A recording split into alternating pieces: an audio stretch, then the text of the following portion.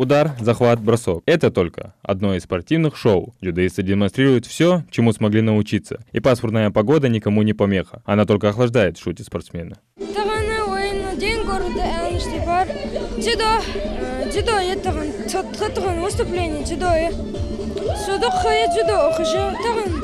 حتى مقبلي حتى جونستري عندك يولج تدخل درجش جدو يوم ده جودك سبورتيه تغن وي горда мне нужен да. Особое внимание привлекают воспитанники секции карате гимназии Марем. Здесь развернулась нешуточная борьба с воображаемым противником. Настоящая квинтэссенция на языке каратистов ката. Для Адама Берсханова, который впервые руководит своей командой, дебют получился волнительным. Начинали готовиться к этим выступлениям, я очень волновался. И когда уже мы начали выступать, у меня было такое сильное волнение, что я думаю, что у нас не получится. После того, как мы выступили, мне стало намного легче. Очень. Погодные условия совсем на нас не повлияли.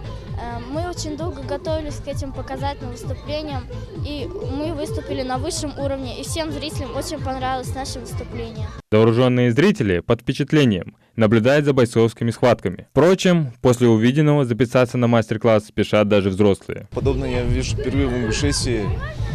И хотелось бы, чтобы данный вид спорта у нас продолжал существовать и более, реализовывался уже более на широких уровнях. Подобное я вижу впервые у нас. Это было на самом деле очень круто. Это все, в принципе. Даже мне самому захотелось на нее записаться. Так что посмотрим. Дзюдо, карате, метание ножами и стрельба из лука. Кому больше что по нраву. Каждый зритель на один день может вернуться в прошлое и представить, как их предки Аланы защищали столицу. Но сначала краткий инструктаж. Мне